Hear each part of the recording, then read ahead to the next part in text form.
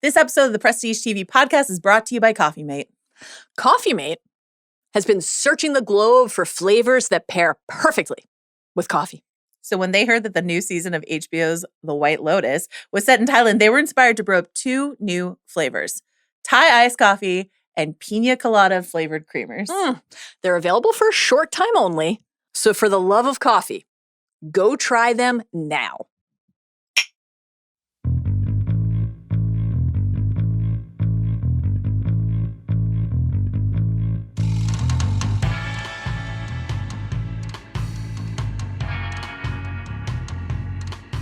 Hello, welcome back to the Prestige TV podcast feed. I'm Joanna Robinson. I'm Rob Mahoney. And we are only podcasting for like 3 hours total this week, thereabouts, Rob. Together, anyway. Yeah, together. And this is one of those shows that we're podcasting this week. It is White Lotus. And we're here to talk to you about all that went down in episode 6, Denials. A lot went down. A lot went up. A lot went back down again. It was rhythmic. We also, of course, wrapping up Severance on this feed. We've got an episode, a mailbag Q&A episode, as well as an interview with the showrunner, Dan Erickson. And then Rob and I will be checking back in to the pit. A lot of, if you weren't already watching the pit, hopefully the word of mouth around episode 12 got you into it, because episode 12 was extraordinary television, and we'll be covering 12 and 13 this week on a little double dip, as we like to do with the pit. And then maybe weekly going forward. I'm not arguing with it. Okay. Adolescence is another thing, of course, that we covered on this feed. Also, Bill Simmons, ever heard of him? Sean Fennessy and I covered the first couple episodes of The Studio, which will be dropping in the feed this week. So there's a lot going on the Prestige feed. What a bustling time for television and for this feed. White Lotus. I've heard of it. Big picture reaction to this episode, Rob Mahoney. Very eventful. I enjoyed it. If enjoyed is quite the right word. I will say, like, anyone who was worried about the pacing of this show, what you have now said is that you just wanted us to get to the incest faster. So It is finally here. We have arrived. All of the fallout is falling out in real time. I'm loving where we are and the absolute shit show that's happening basically across the board. Can I float a phrase by you that was offered by one of our listeners, Adam, on Twitter? Okay. In response to the episode that Mal and Bill and I recorded that dropped yesterday. Please do. He said, I'm really disappointed that the term, quote, brotherly tug was not incorporated into the Prestige TV podcast. Rob? A real missed opportunity. I had circled trying to make a tugboat joke during this podcast at somewhere. But, you know, now that it's out there, now that the tug puns are just front and center, I feel cheap coming back to it. So let's just say all of your tug puns are welcome. If you want to email us at monkeyshootout@gmail.com or prestigetv@spotify.com with whatever tug-related humor you found in this episode, I would be open to it, Joe. I don't know about you. Always ready for a tug joke. Thanks so much, Rob. You can stop emailing us about visual references and Severance, though. We have already recorded that pod. It's too late. We've already opened that barrel of monkeys, and they will never go back in. Okay. I kind of want to start with a prompt that actually the official podcast started with this week that I thought was kind of brilliant. Here we are. We've got 2 episodes left after this episode 6. Who is in the most trouble? Yeah. Post episode 6, Rob Mahoney. I think it's Guy Talk. He's getting so many wins right now. Like, everything is really coming up Guy Talk. Mook is excited for their date. He got the gun back. He pulled the drawer first try, first pick. Immediately finds the gun. Everything is working out. He gets out of that room, not a second to spare. Once he gets to the range, turns out Guy Talk is a crack shot, a natural with the pistol. All these things going right for any character on White Lotus starts to make me a little bit nervous. And I don't say that in a way where I think it's Guy Talk floating in the water, but I do think maybe he gets in a shootout with a bunch of monkeys and bad things start happening.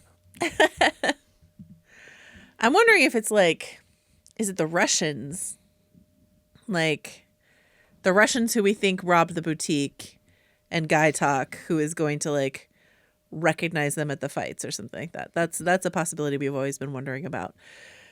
Who's in the most trouble? I know I just asked that. I'm going to offer up the flip side as my personal answer, which is like, who do I think is most primed to get the most out of this experience? Joe, that is explicitly not the prompt. Who do you think is in the most trouble?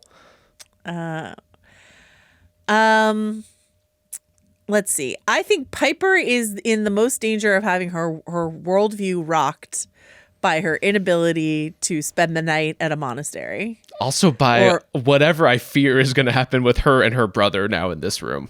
Oh, are you worried about Lochy at the meditation center? I just think structurally speaking, this whole season has been setting up this like picking sides thing for Lochy, in which he's kind of torn between his two siblings and seems a little bit unclear about what he wants in life, sexually and otherwise. I'm just terrified that, like, look, guys, you're in a monastery. You need to behave yourselves. Hands to yourselves. So would you like to go back to the beginning of the season when Saxon is like, people with genitals siblings with genitals should not share rooms together? As I said, like, he had a point. He had a point. You know? I want to circle back to Saxon because he's actually like the figure I'm kind of most captivated by in this very moment. Never thought I'd say that. Cool. Who do I think? Belinda's in danger. Oh, I mean, Belinda's in a tough spot. I'll say a tough spot, kind of writing and otherwise. Like her threads are not the most propulsive. Like she's got this constant thing with Greg going on that's just been stagnant for a long time. I don't really know what this season of White Lotus is trying to do with the Greg Belinda continuity. Belinda's in trouble, but also I would say it would be extremely grim for like Belinda's story arc to be get screwed over by Tanya in season 1 and murdered by Greg Gary in season 3. Like that is just unrelentingly grim. Well, what do you think about this second offer from Ponchai to make all of her professional dreams come true? It's dangerous. Look, it's a certain morning after tact that I have not heard before. Like what if I just manifested everything that you want in life immediately? Listen, if he wanted to, he would, Rob. If he wanted to, he would. And he does. Yes. I am quite worried about this.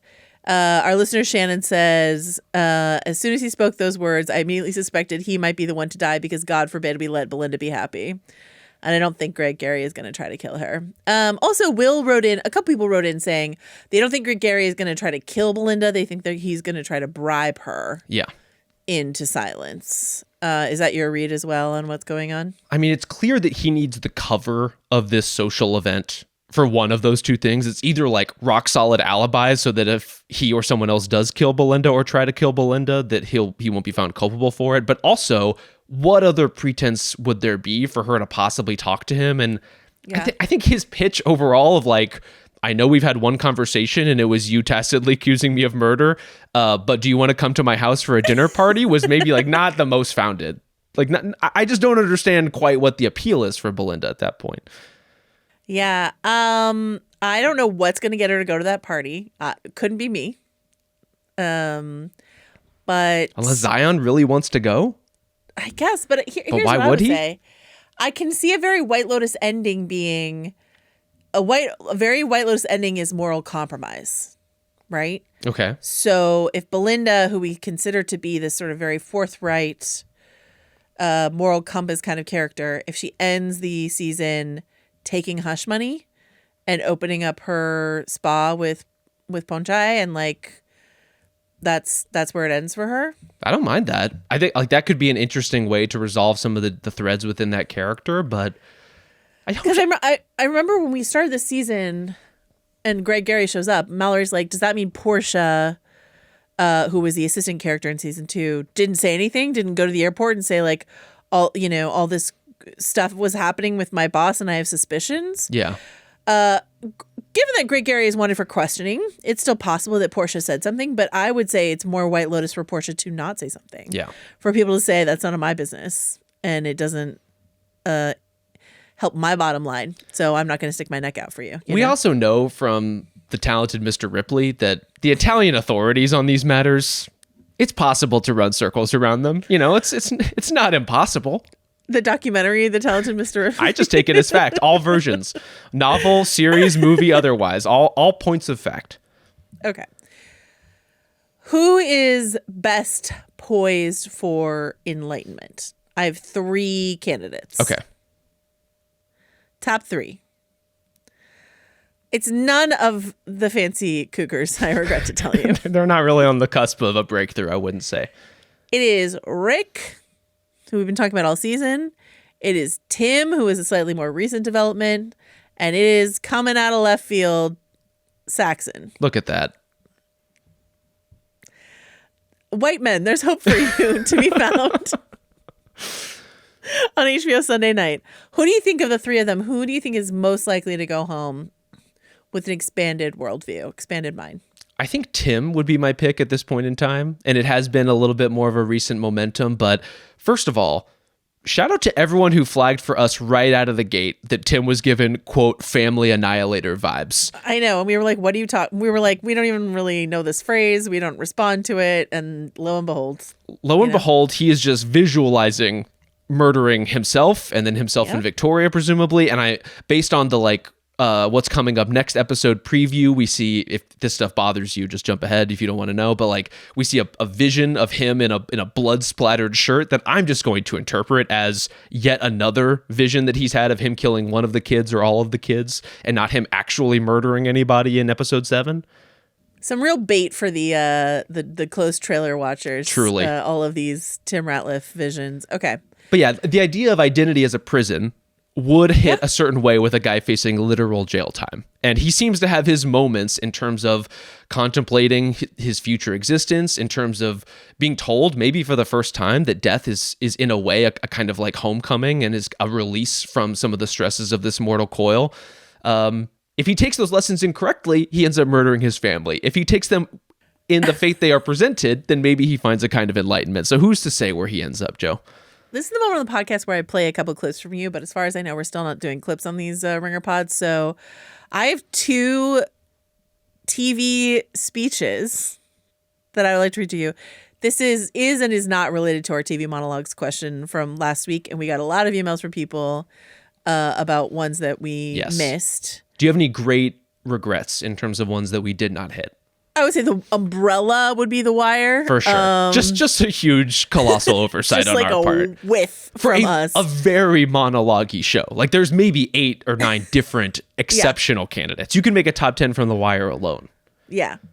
No, I've been collecting all of... Yeah, you guys sent a ton of emails about this. I've been collecting all of them. So thank you for that. But this comes per your conversation about Tim. The scene between Tim and this monk was maybe my favorite White Lotus scene ever? ? I really loved it. This is from The Good Place, the finale of The Good Place. There we go. From my guy Chidi. He's talking about the end of your life. And he says, picture a wave in the ocean. You can see it, measure it, its height, the way the sunlight refracts when it passes through, and it's there, and you can see it, and you know what it is. It's a wave. And then it crashes in the shore, and it's gone.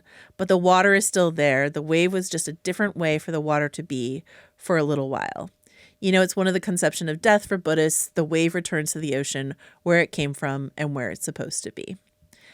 And so Chidi's speech, it's short, to Eleanor about the end of your life in The Good Place is one of those TV moments where I was like, this has actually radically changed the way that I think about the end of life. And TV can have that power, and it's just Chidi, again, as he cites here, talking about Buddhist ideology, but Buddhist ideology that I had not been exposed to. Yeah. And so to hear this monk then talk about being a drop of water, sort of returning back into the ocean and the visuals that we get with that. And then this speech from Midnight Mass, this is going to be a little long. Bear with me. It's one of the best pieces of writing I've ever heard in my entire life. This is from a character as they're dying. And she says, I am the energy firing the neurons, and I'm returning. Just by remembering I'm returning home, and it's like a drop of water falling back into the ocean, of which it's always been a part. All things a part. You, me, and my little girl, and my mother, and my father, and everyone who's ever been, every planet, every animal, every atom, every start, every galaxy, all of it. More galaxies in the universe than grains of sand on the beach. And that's what we're talking about when we say God, the cosmos and its infinite dreams. We are the cosmos dreaming of itself. It's simply a dream that I think is my life every time.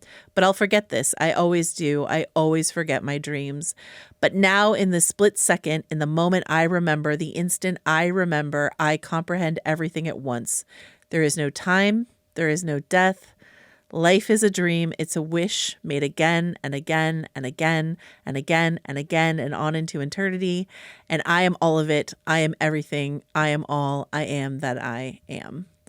Midnight Mass. Go watch it. Great show.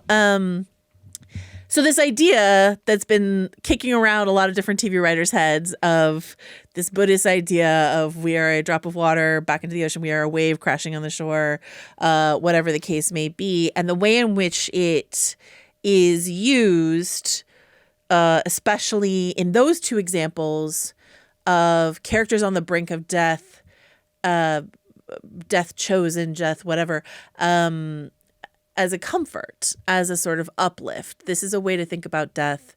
And this is a way that you, the viewer, can watch the death of a beloved character and not feel devastated by it, but instead feel hopeful about what that means for, you know, this sort of peaceful future for these various characters, especially in the case of Midnight Mass, characters who have experienced a lot of like torment and grief. What do you want to say about this concept as it's executed in the show here? I think I would just reiterate that, like in those contexts, I think having that sort of scale and that understanding of you are a very small place in a very large universe and an infinite timeline that stretches in all possible directions, that can be such a comforting thought for so many different people. Mm-hmm. And seeing yourself as, you know, as the monk lays out, this sort of like lost connection that so many people, specifically young people, have with nature and they're chasing after these pleasures and they are running from pain and they're losing sight of what is actually happening here, this broader ecosystem that you are tapped into and you're a part of, whether you like it or not. But for people like Tim and people like Victoria, the what are they going to think and say at the club crowd, their identity is anchored in such a different and ultimately like less material place, right? It's like it's so subjective. It is going to like be breezed around by the wind. And so the idea of that character specifically having to confront the vastness of existence and his ultimately very, very small place in it, I think can both simultaneously be the relief from the expectations that he's talked about previously, as far as like from the day he was born, you know, he was the grandson of a governor, he was the son of a great businessman. He gets to kind of wash away some of that in being a droplet for maybe the first time in his conception. But that's a really jarring thought and one that completely rewires your sense of identity. And so you get this ultimately like much more tethered place within the universe itself and a broader understanding of what your very ultimate, like very small trials have to do with anything else, which is not much. But in doing so, you have to admit that everything that you're going through is small and that you yourself are a droplet. And I don't know if Tim's ready for that yet. I don't know if Victoria's ready for that. She certainly doesn't seem to be, but I look forward to their journey with it. I think it's interesting because we got this email from our listener, Emily, who, sort of premised her point of view and the fact that she's white American, her parents are white American, but she was born Buddhist because they converted before she was born. So she was raised Buddhist by Buddhist parents, but talking about the way in which these Buddhist ideologies about being but a drop of water in a larger ocean run so counter to the white American, capitalist American idea of the individual, the importance of the individual. So what she wrote in her email, she said, the monk's comment in the most recent episode of White Lotus got me thinking about some of the dangers that can come with learning about emptiness in translation while being part of American culture. The monk in the episode is explaining that everything is interdependent and that there is no independent self. but it can easily be misconstrued to seem that one's existence doesn't matter in a way that can lead to suicidal ideation. I think the show was leading us to think about it in that direction from Timothy Ratliff's perspective. When I was a kid, somebody in my parents' Sangha, Buddhist community, died by suicide. And from what I understand, it was related to when they were studying about emptiness. It can be a destabilizing concept to learn about, especially for someone who is otherwise fully immersed in hyper-individualist American culture where the importance of self comes above all else. So thinking about Tim Ratliff, as we meet him, as we walk into this space where he's like surveying it and feeling like king shit, just like, I've done everything right in this world, and here's my beautiful family, and here's this expensive villa that we can afford, yes, because I'm the fucking best. And Pam, I have no time for your ideas about what spiritual activities I might pursue. I just want to go to the gym and be on my phone, and that's what I want from this trip. And so he hasn't really been to the gym lately, I gotta say. He had like one hard treadmill run.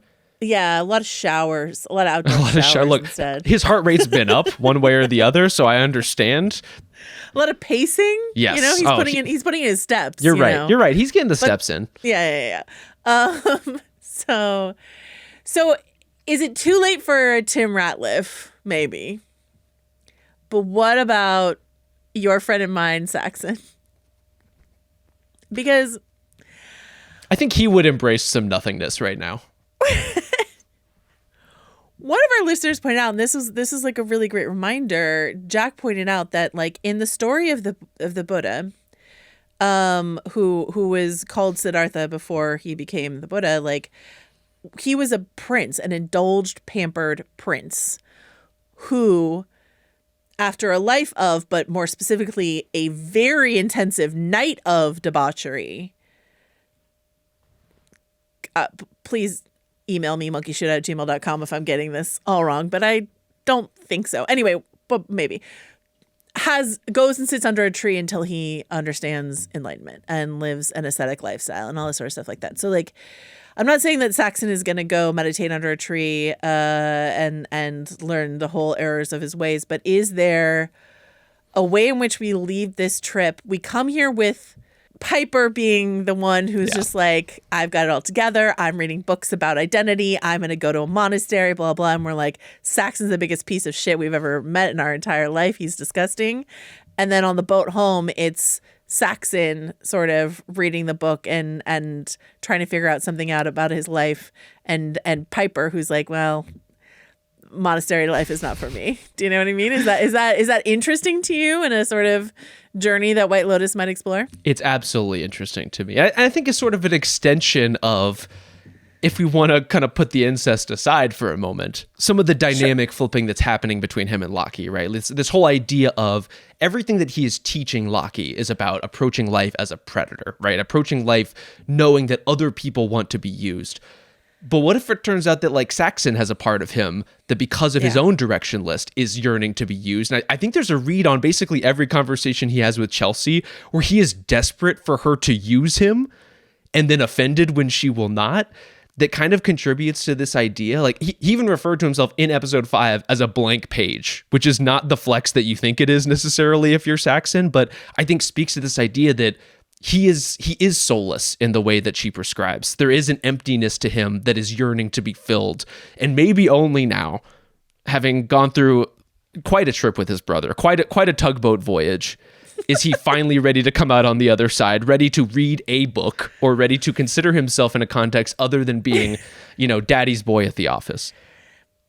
That moment where she says, you're soulless, I think it's just such an opportunity. And maybe I'm just, like, hoping for too much from, like, a shitty dude like Saxon. But, like, he seemed genuinely to be able to receive that. And the way she said it, too, was not unkindly, but just sort of matter of fact. You're soulless. Like, I mean, it's a little unkindly. Well, sure.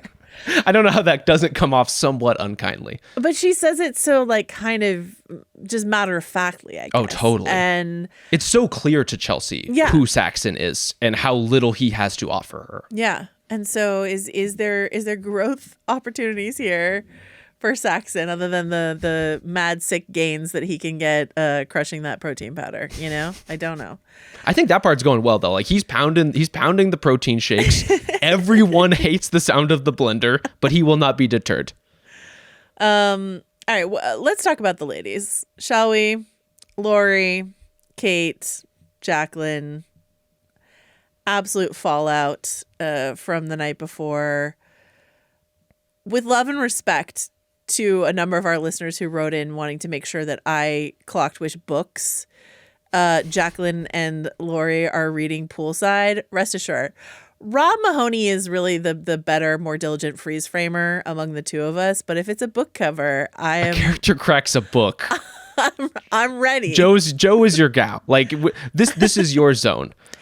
Jaclyn's reading Barbra Streisand's biography, which is just perfect for her. And by the way, great read. And a great listen too. Great audiobook experience. But her book came out the same month my book came out, and I remember like so you're rivals, you and Barb.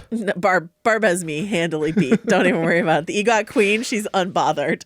But she my co-author was reading her book, and he was just like, would come to the, like, as we're on book tour, he's like, okay, this is the latest thing I learned from Barbra Streisand's. This is the crazy shit she was up to. So great read. Laurie's reading Modern Lovers by Emma Straub. And what I love about this, so Modern Lovers, it was just like a rom-com sort of vacation read, makes sense to me. A little less calm than rom. But it's about a group of former bandmates from the 1980s and their children living in Brooklyn. And it's about sort of like what they were like when they were younger and they were bandmates and how they're living now as adults. And, you know, did everyone who was in love with everyone then wind up with the right people now? How are their children?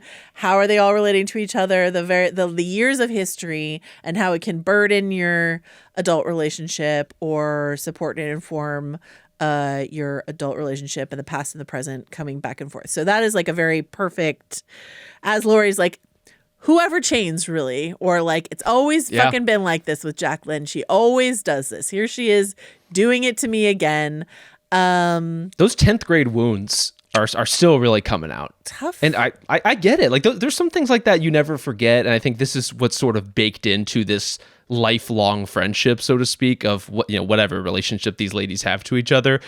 You never forget those things, you know, like it's always in the back of your head, and it's sort of informing and rolling into the next thing, but it's never totally washed away. This is interesting to me, Rob, because I know that you're friends with, like, you're still friends with the people you grew up with, right? Like yes, many. Those are like the people that you are close friends with. I do not keep friends. Those people are out.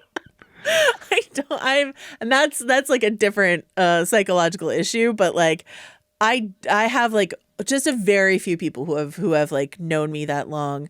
So for you, like, but you also strike me as like a very like low drama person in general. So like, is this something that feels ever dramatic to you, or is it something that just feels like incredibly comforting to be around people who've known you for that long? You know what I mean?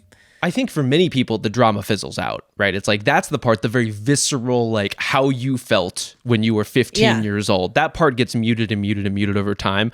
But then when you see the echoes, supposedly from people who have grown and changed, and these are, you know, 30 years from those events, I think that's where it starts like really sticking out in people's brains, right? That's where like neurons start firing off of like, is this person as evolved as I thought they were? Is our relationship as evolved as I thought it was? Is this under the bridge at all?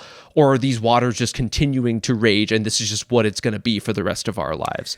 So I think it's the circular nature of those things when it happens that makes it so acutely notable and painful. And I think that like Laurie is not someone who has ever struck us as like particularly sedate or under control, given the sedate maybe, but assisted. The Sauv Blanc guzzling that we've been witnessing from day one.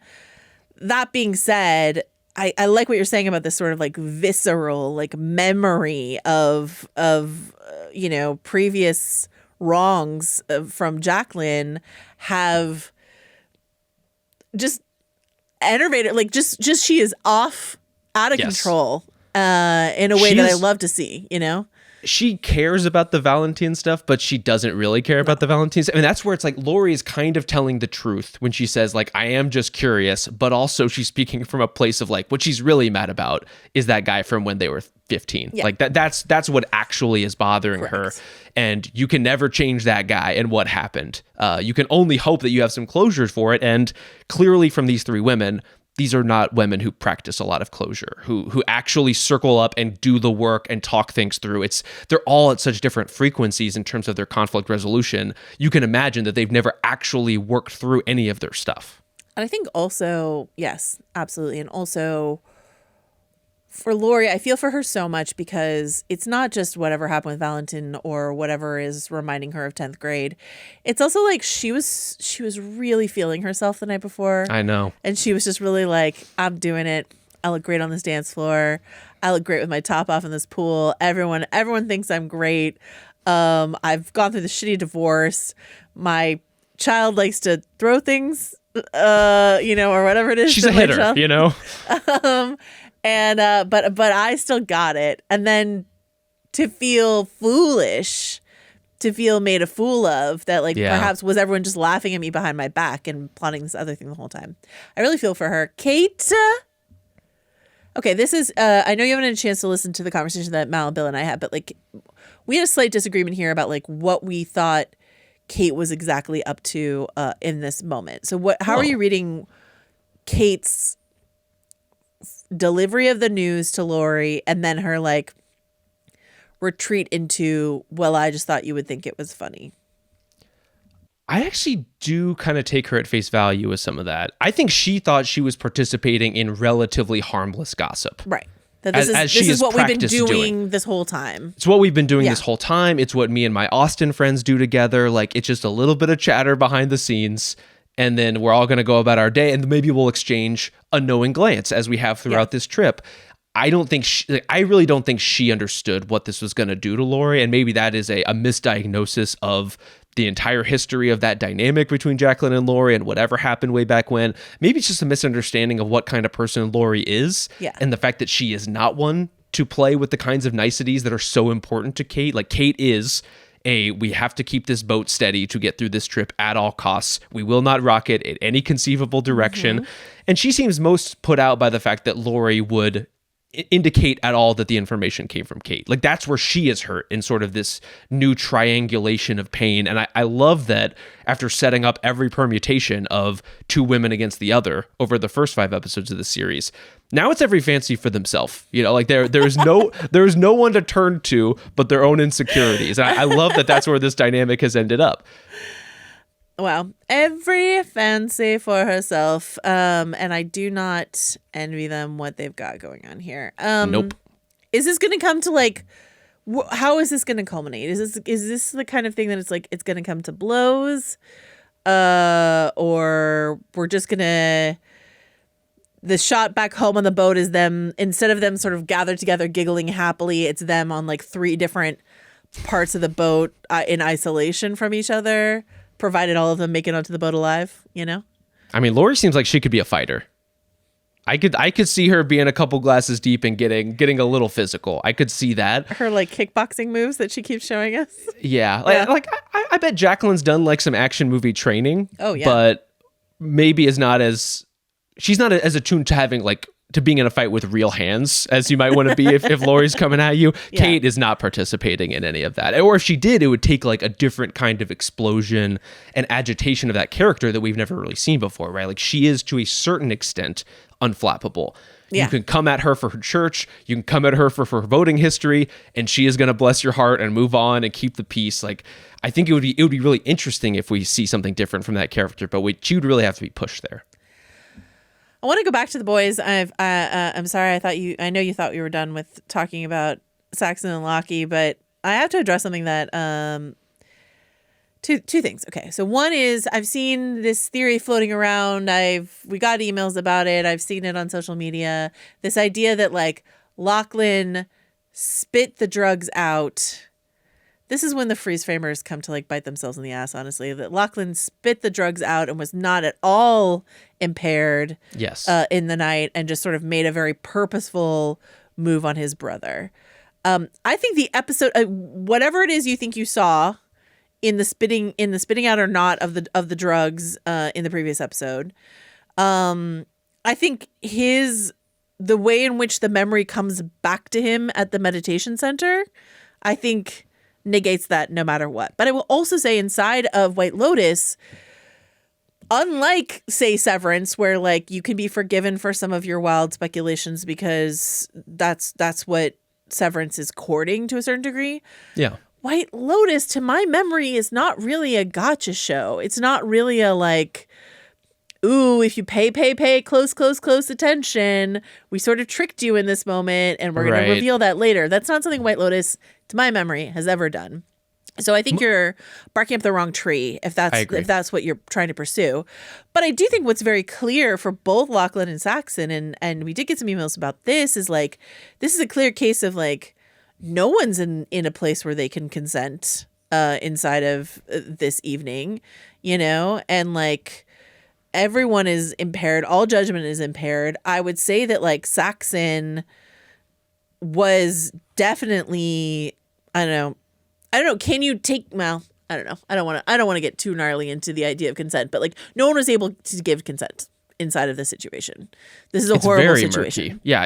You know, like I think it's fun to make some jokes about it, but it is also a horrible situation. So, you know, it is a horrible situation. I think it's incredibly murky. I will say this. I think when they wake up in the morning, I think both Saxon and Lochy have some memory of what happened. And it is kind of coming to them in stages. And I agree with you. Lochy has sort of the maybe putting all the pieces eureka moment when he's trying to silently meditate and quiet his monkey mind. And that monkey mind is in full effect and will not be silenced at that particular point in time. Very weird moment to be thinking about jerking off your brother, to say the least. But I think when they wake up and they're finally kind of meeting that for church, you know what I mean? This is the thing. There's a time and a place. Yeah.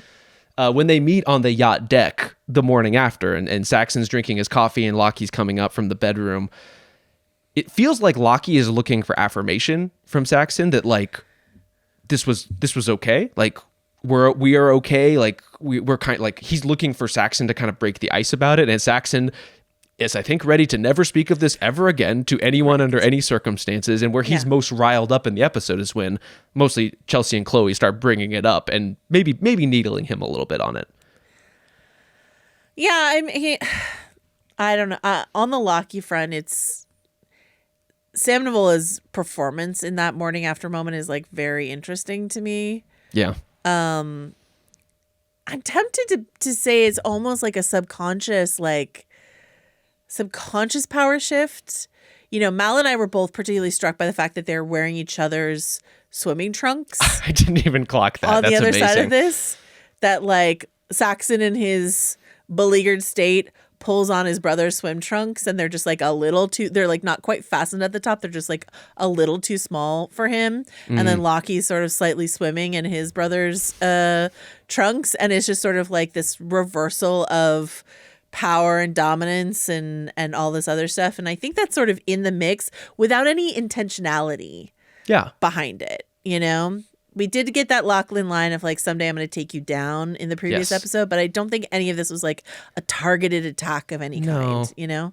I think there is the thing in the air that we've been talking around all season, which is like there is a infatuation, an attraction, an interest in his brother that has been there. You know, like you're not checking out your brother and watching him go off into the bathroom to jerk off if there's not like some level of intrigue. Yeah. But as far as like a targeted thing where he's spitting out drugs and manipulating his brother, I just don't think it's ultimately that malicious. I think it is coming from a more instinctive, animalistic kind of place, right? It is coming from a similarly altered place where he is also on something. He is like following his particular bliss, maybe not as mindfully as he should be as far as where that should take him. And I have to say, just from a manual dexterity standpoint, very impressive what he's able to pull off under those circumstances. There's a lot happening. There's a lot of balancing of different tempos, and for an alleged novice, Lochy seems to have some natural aptitude. It seems like some real left brain, right brain sort of like cross communication stuff is going on. I don't know if I'm impressed, but it's notable. You're impressed. It's okay. You can say so. In a like rub your stomach, pat your head kind of way. Yes. All right. What about Rick and Chelsea? Or more specifically, Rick, I suppose, since we've been talking a bit about Chelsea. But Rick. It's a pretty Rick light episode, which makes sense given that like half of the runtime of the previous one was Walton Goggins' reaction shots, but he's kind of just putting things in motion. What's your take on Rick showing up to a con without one single solitary title from this woman's filmography in his back pocket in order to execute the con? Irresponsible. This is my main sticking point. Complete irresponsibility. It takes one search. You can't throw out one. You can't read a plot summary. Nothing. For comedy's sake, I understand, but like, I mean, I guess what I'm given to understand is that if this is the kind of thing Rick does, which is the implication as he's talking to Frank, that this is the kind of thing they've done before, is he just really bad at it?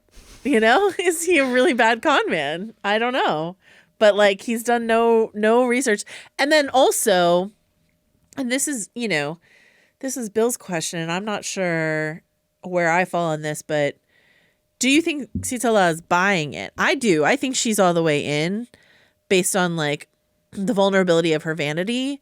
Mm-hmm. But like Rick is so bad at this that it's like starting to stretch credulity that she would just invite this person into her home based on what the fuck exactly, you know? So I think it's starting to stretch credulity, and I think she's starting to be put out a little bit by the imposition of you made me come all the way to this restaurant to not have a meeting, and now you want to come to my house for a drink. Like there's a level of kind of decorum and hospitality that she is willing to participate in for the sake of getting this job, and at some point it's going to run out. I think for now she's going along for the ride enough to say like I at least want to meet this guy and see what's going on, but she doesn't strike me as oblivious to the fact that Rick is bad at this.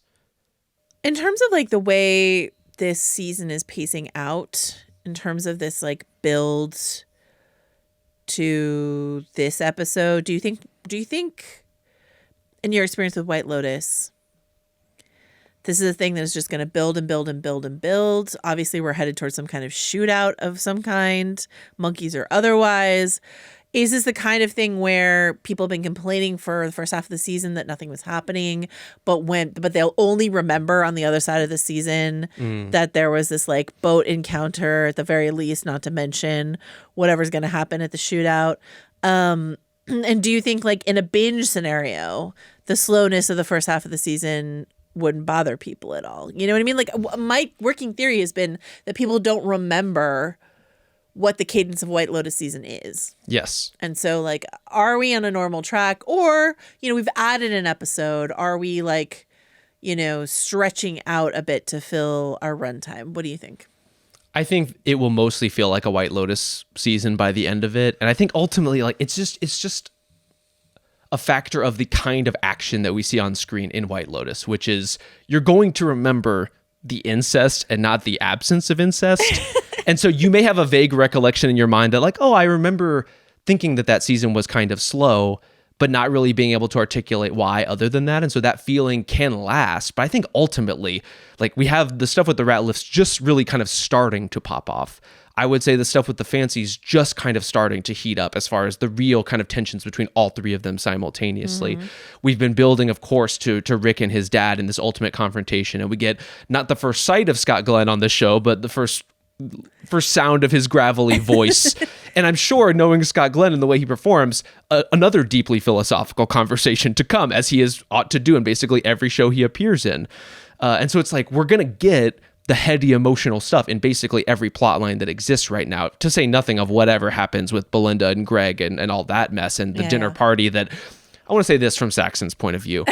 If you do participate in a threesome with your brother and another woman, and that woman invites you and your parents to a dinner party, do not go to the dinner party. Okay, why would you ever do that? Why would Saxon go? Why would Belinda go? Why would anyone go to Greg Gary's? And yet, do you not feel certain that they're all going to go? Oh, they're going to go, all right. Yeah. Tim now is on board. He's like, yeah, I've been wrestling with the enormity of existence in my small place in it all day. I would love some hors d'oeuvres at this point. So Piper and Lochy are going to spend the night at the monastery together. Tim and Victoria, everything's gonna be fine. Don't worry about it. It's not. Look, if your dad accidentally creates a couple portmanteau nickname for you, I just think bad things are gonna happen. I don't see that going well. If Tim and Victoria and Lochy, and Saxon and Belinda and Zion are going to Greg Gary's, and Chelsea. Wait, do you think Belinda's gonna make it? Because she's also gotten this competitive invite from Fabian to come watch him perform. Well, that's my question. Like, I'm trying to figure out where everyone's gonna be next week. Yeah. Do you think Belinda's at the party? Do you think Zion goes to the party alone? I think it's possible they split up and she goes to Greg's and Zion stays. In part, I don't know if you clocked this or if I'm just misreading it. Zion was giving Fabian a bit of a look. Oh, I didn't see it. Like, as you know, Fabian comes by their table at breakfast and invites Belinda. Yeah. And it's just like, it's on the one hand, it could be a kind of skepticism. On the other hand, like, there's a read on that performance where he's kind of looking at Fabian like a piece of meat a little bit. Oh, interesting. And it's kind of clocking him in a way. I have no idea if that's the case or not, but there is a lingering shot of Zion's reaction that seemed notable. I love when Fabian's like, "Are you feeling better?" And she's like, "Not really." Not a bit, but we're going to move on. Not really. Yeah, I guess I read that more of like, I'm judging you for your behavior unless I want to see you sing a beautiful ballad, but could be. Delighted to be proven wrong. Zion just seems open-minded in general. I will say he takes walking in on his mom. He's pretty cool about the whole thing. In stride. And then Guy Tuck and Mook and perhaps Laurie and Kate and Jaclyn are going to the fight. I mean, Laurie's flipped on this pretty hard. And Laurie it seems like she didn't want to go in the morning, but then when it became clear that it could be used as a way to needle Jaclyn, now all of a sudden she really wants to go. And to put them all in the same place again. I think they will probably end up there. Just because I don't know where else the fancies would end up. I guess they could just stay at the hotel, but it does feel like we're kind of gravitating toward these. They did seem to appreciate Sritala's performance, so maybe they just like a live show. There is a thing too, as we were talking about, Rick and Sritala's like incredulity or lack thereof about his story and her desperation as an actress. Mm-hmm.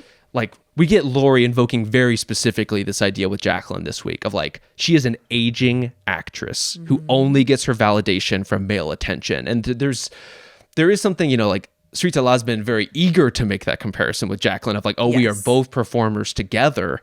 And I think putting them on a continuum in that way where it's like, you see the increasing desperation for women in that position and the increasing desperation in people in that line of work over time. Yeah. puts Jaclyn in such a fascinating place as she's sort of navigating all this stuff. Because I wonder if there was a world where if she doesn't get the call from her husband Harrison at the beginning of this episode, where she's maybe more open with the girls about Valentine, where it is like a thing they can talk about and is maybe even funny, or that she's not denying it. I mean, that's the thing is like, it's all gonna bother Laurie no matter what. It's true. But if Jaclyn shows up and she's like, I was feeling so insecure, I couldn't get a hold of Harrison. Like, there's a way in which they're not allowed to show weakness to each other because they've got this like competitive thing going on. So like they talk about each other's weaknesses without sort of like bringing their vulnerabilities to each other. But if Jaclyn had showed up at breakfast and she's like, oh my God, I'm so fucking sorry. I know you guys were vibing. I just was feeling so desperate. Blah, blah. Would Laurie still be pissed? Yes. Would it be as like volcanic as it is? No, because, Jaclyn lying about it, as a viewer, Jaclyn lying about it is so much almost worse than her doing it, It is volcanic too, but it's like we're not even at the magma stage yet. We're just like venting out hot air. It's just like there's a lot of antagonism happening, but it's not truly explosive in the way that I think it's gonna get truly explosive. Okay. Run for the hills. The magma's coming. Anything else you want to talk about on White Lotus? I think I want to dig back into Saxon just a little bit more because Sorry, I don't know what that means. In this context, I don't know that I want to know. But this idea that he's been proposing throughout the season of like, he's been talking about Piper as someone who sort of hides away from the world and hides away from her problems. And as soon as Chelsea and Chloe start talking to him about the fact that he had a threesome with his brother, which, first of all, as soon as Chloe brings it up, we get the reaction shot where Saxon looks to Chelsea for her reaction. Do not look. You do not want to see what Amy Lou has in store for you in that moment, even though for us it was wonderful. But as soon as they start giving him a hard time, he's like, I'm going back to my room. Like, I'm going back to hide away now from the problems that are kind of out here. And I think like Patrick Schwarzenegger's so great in this episode at basically being like in perpetual gag reflex mode. Like he just cannot get out from under that visceral feeling, that like very physical reaction to what has happened. And I think it's a physical reaction to obviously being in a weird incestuous situation with your brother in a way you didn't anticipate, but also this whole idea of like, as we're dealing with concepts of identity, like he is not the older brother in control giving the younger brother advice anymore. He's the guy sitting on the side. Here's the thing. Sometimes in life, you're the person, you know what? I was gonna say you're the person getting jerked off or doing the jerking. I'm gonna put it this way. Lachlan has the agency in that sexual exchange. Sometimes you're driving the tugboat and sometimes you're merely a passenger. Is that what you're going to say? That's exactly what I mean to say. Thank you for the save, Joe. But yeah, like Saxon is laying there, right? He is experiencing something and he is present and he is tripping out of his mind. Lochy is in command in a totally different way that I don't think Saxon understands how to wrap his head around. Yeah. I think it's interesting to think about all these people and where they are in terms of like their identity versus where we found them at the beginning, and that's why I'm talking about all these like sort of mirror flips on the boat ride home. Like that's something that the White Lotus is always interested in. And I think something like Jaclyn and Laurie and Kate, thinking about Laurie as like, you know, you identified this in the first couple episodes. Yes, they were all gossiping about each other, but it was very much like Jaclyn and Kate and Laurie. Was what sort of the first couple episodes felt like. Yes. They were complimenting each other about how good they look. And they're like, oh, Laurie, you're also here, sort of stuff. So Laurie's place is supposed to be, I'm just grateful to be here with my two friends who are more polished than I am. Again, this has nothing to do with how hot we think Carrie Coon actually is. My friends who are more polished than I am, maybe are have a bit more money than I do. So I'm just supposed to be here and be grateful. And I don't care. I'll sleep in the, next to the monkeys. Like, I don't care. It's fine. To like, fuck you, Jaclyn. Yeah. I'm not going to just be like meek and go along with what, like Jaclyn is a person who's like, gets to be the gracious giving host to this person who is like, being attacked, kind of rightly so, by her friend. I mean, who the fuck cares if she has sex with Valentin? But like the way she did it is the problem, and the lying about it is a problem. I think about it is the problem, So what I love about the fancies in this episode is that they're all wrong in their own ways, and they're all misbehaving in their own ways. Like even Laurie, who I think we are naturally inclined to feel for, given the way the last episode kind of unfolded, and she was having such a great time, as you said, she was in her power and really like feeling herself. Yeah. But she turns into like a straight up like shit stirring chaos agent in this episode. Like she is like provoking reaction as much as anything. Like it's a kind of like retribution and revenge, but it's not like a very clear cut one. And so it results in her just like lashing out in a bunch of different directions at once. Sometimes Kate is taking fire for, not being quote unquote honest, even though I wouldn't say Laurie herself is being 100% honest throughout this episode. Jaclyn is obviously pretty wounded by a lot of the things that Laurie is saying, even though there's some truth to it, but attacking your friends in that particular way when maybe you should have resolved those things 30 years ago also has something to do with you. So no one is getting out of this clean. And this is often what is to me the best parts of White Lotus, is when everyone has their hands dirty, everyone has shit all over them, and there's just like there's no escape, right? It's like the only way through is to either clean this up or you just have to wear it. Yeah. And like the hope is that whatever shit you're going through, on the other side you come out with a better understanding of what you want or who you are in some way. And again, what is usually the case on White Lotus is that it'll be true for a few people. Yes. And not true for most people. So who's to say? Anything else you want to say about this episode? I do want to talk about Victoria, who doesn't have a ton to do in this episode, but I will say the the perma scowl that Parker Posey is delivering. And of course, the long vowel sounds are just working overtime as usual. Her read on Piper continues to fascinate me, and this sort of proposal that she brings to the table of like, I've seen how these... the proposal. Exactly that. Of having seen the lodgings at the monastery, challenging her daughter to sleep here for literally one night. And overall, after she proposes that and Piper has to go talk to some of the monks about those accommodations, the look of just like deer in the headlights terror on Piper's face when she turns around, I think is quite telling. And the fact that she only finds some relief when Lachlan says he will also come. She's not ready for this. She's like, this girl is just not ready for the life that she's trying to embark on. And I think ultimately White Lotus has a lot to say about, like as it engages with pretty directly in this episode, the spiritual malaise of younger people who are so desperate to find something. And Piper is engaging in that idea more openly than I would say any of the younger characters we've ever had on White Lotus, right? There's people who are kind of like have all of the privilege in the world and don't know what to do with it and don't know what direction to point their life. She thinks she knows. It's just unfortunate that it seems to be that she might be very, very wrong about what it is that she's actually ready for. I think that, and you and I sort of clocked that several episodes ago when she was just sort of like looking around and was just sort of like, "Yep, this is the place for me. I can tell. This is the one." I can tell. On the pleasure seekers finding only pain front, that we heard from this monk inside of this episode. Again, I would circle back to someone like Saxon, who's like running after pleasure in this full moon party scenario, this sort of like lotus eater pleasure seeker mode, and finding extreme psychic pain on the other side of it, in terms of not just the physical pain of the hangover, but the psychic pain of like, what the fuck did I do? What boundary did I cross that, they're never gonna want to hear this back at Duke, The frat bros aren't going to want to know. Are they? Okay. They might want to hear about it. I don't know. Yeah, and something I didn't get into much when I was talking to Bill and Mal about this episode, because I never love to bore them with Literature Corner, is incest as this staple of like Southern Gothic storytelling, classic Southern Gothic storytelling. Yeah.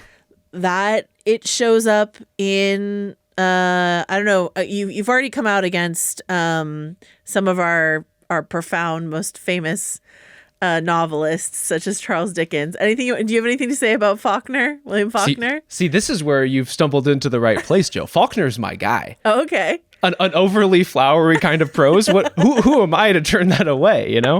I think over on the like Hemingway Faulkner spectrum, I'm probably like 70 Faulkner, 30 Hemingway, ultimately. Sure. I find Hemingway like maybe a little too sparse for my particular taste. Oh, yeah. He's very short declarative sentences. All right, so William Faulkner, Sound of the Fury, a classic incest tale for the ages. Tennessee Williams, Glass Menagerie, Suddenly Last Summer, Streetcar. Not Streetcar necessarily, but like those stories, there's often like a bomb hidden somewhere in the family's background, and whether or not it's homosexuality or incest, those are like the two things that Tennessee Williams likes to go for. And like Mike White's like, why not both? Is sort of the vibe here. And then I know you like a UK TV series, but were you ever a Gavin and Stacey watcher? No, I don't think I really know Gavin and Stacey at all. What's the deal there? Well, we don't need to go into it, but there's this like long running bit on Gavin and Stacey from Rob Brydon, who's a great comedian, about this like fishing trip that this uncle and nephew went on, and just like nobody wants to talk about whatever happened on the fishing trip. Nobody wants to talk about it. The uncle and the nephew don't want to be in the same room together. They don't want to talk about it. There's like occasional hints about it that it was like awfully cold. What are we gonna do? Like all this sort of stuff like that. And it's just this like multi-season fishing trip joke that just sort of lingers in the background of that great UK sitcom. And I was thinking about that a lot when I was watching this. But yeah, like this idea of like our most Southern storytellers and the idea of incest, much smarter people than me can email us at monkeyshoot@gmail.com if you understand why that has been such a part of that kind of literature. Yes. But given that Mike White has like ripped these archetypes, you know, given that Victoria is like the most Blanche Dubois sort of like, you know, Southern flower that we could possibly find, like, what is he engaging with there when he goes in this particular direction? If I had to offer a layman guess as a native Southerner myself, Sure. I would say, But don't you think that like Texan Southerner is different it's from? it's definitely you know? different. There's a revolutionary spirit. There's a frontierism that's a little bit different in Texas, your fondness for sure. your classic fondness for beans. You know, it's like Again, there's a lot going on here. It's a very diverse place.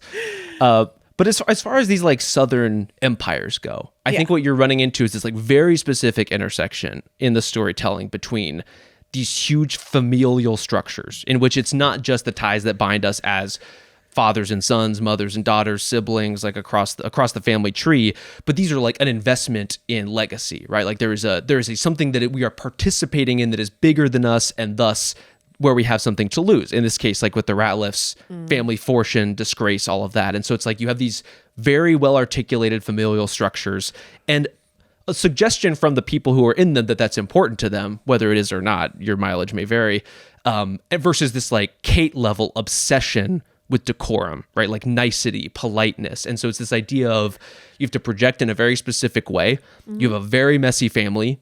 And how do you reconcile those things? And usually the skeletons end up popping out of the closet, whether you want them to or not. Love it. Love that interpretation. Great stuff from you, Rob Mahoney. All right. Anything else? Any other nuanced incest takes you want to share with us? I just can't believe we're here. Like I would say it's one thing for incest to be like Front Street commentary in Game of Thrones in fantasy fare. Yeah. You know, like it's just at this point not that big of a deal for a character on one of those shows to go to bed and wake up dreaming of going down on his mom. That's just like part of the fabric of those stories. But this is like ostensibly close to real life people. And I feel like it's always a very different thing when you trip out of genre into like, as we talked about, like kind of sexually transgressive ideas and portrayals on screen. And even as we're trying to diagnose in this episode, like the consent of it is so murky. Their dynamic is so like perpetually unbalanced by the nature of their relationship. And we're out here. And like Mike White is like, if you're watching this show, you're going to have to talk about this and you're going to have to engage with these ideas and you're going to have to watch these characters go through extraordinarily uncomfortable circumstances afterwards. And if I have one great regret about this episode, it's that we don't have to see Saxon and Lochy go back to the same bedroom at the end of the night, because Lochy is off with Piper. And so for now, they at least have some space from each other where they have to like process their own shit. Great point. Great point. Well made. All right. Well, this has been a very special episode of it sure has, Joe. Podcast of White Lotus. What a time to be alive. We'll be back with our pit coverage. Incredible stuff happening over on the pit. Really recommend. And thank you, Rob Mahoney. Thank you, Joe. What a pleasure. What a treat. What a delight to speak to you about this episode of television. Thanks to John Richter, Justin Sayles, and Kai Grady for this work on this episode as well. I will be back later this week. And until then, bye.